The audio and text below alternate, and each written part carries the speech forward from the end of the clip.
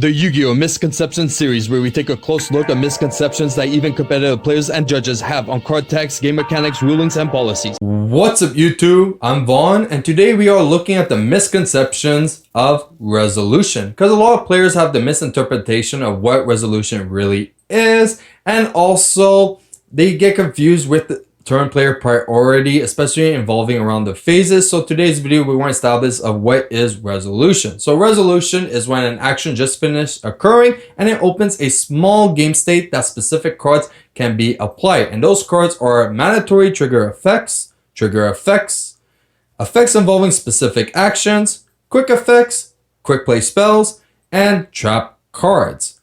Now, there is still turn player priority when it comes to this specific game stat, but just to recognize that there is specific cards that have to be applied first. So the first ones to be applied are mandatory trigger effects, especially in the resolution, and then after it could be the trigger effects, and then you could chain the other effects like your quick effects, the traps, the spells, or even effects involving specific situation.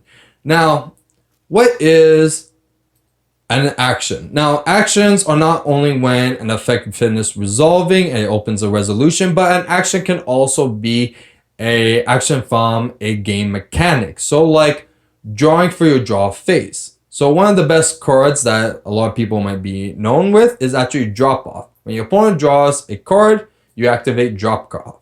Now, one of the biggest misconceptions of it is that a lot of players assume that you are chaining to the draw, but you are not. It's actually on the resolution that you're activating drop off, because it does not chain and it opens a small game state for the resolution of it. Same thing with Trickstar Reincarnation. You were never chaining to the actual draw. You were actually activating it on the resolution. Here's another example as well.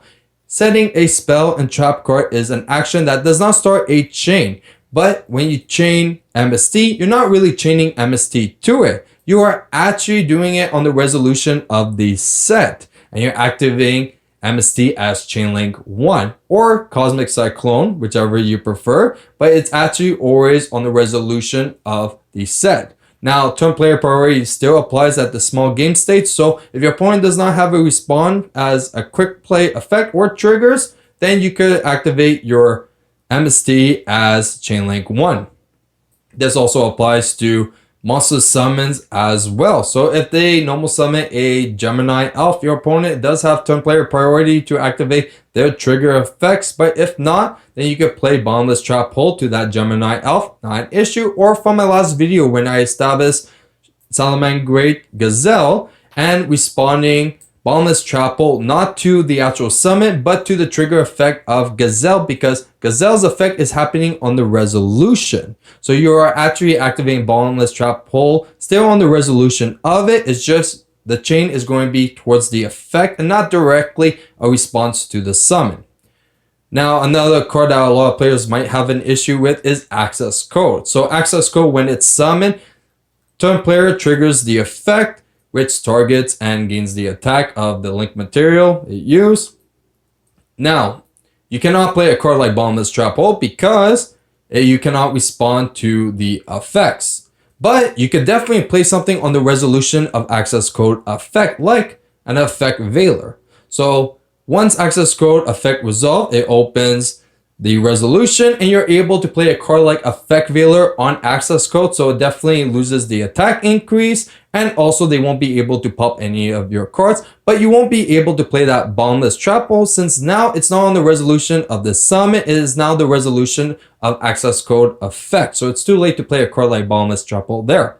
Here's another example is SHADDOLL ACCESSCODE. When you use the effect to search your SHADDOLL Schism, and then you send a SHADDOLL Beast. So first thing, if your opponent's the turn player, his trigger effects applies first, which is going to be SHADDOLL Beast. So SHADDOLL Beast would be chain link 1 in this resolution, and you could chain a card like Cold by the Grave targeting the Beast. Now, if they don't have a response, you could chain as chain link 3 a DROLL and Lockbird.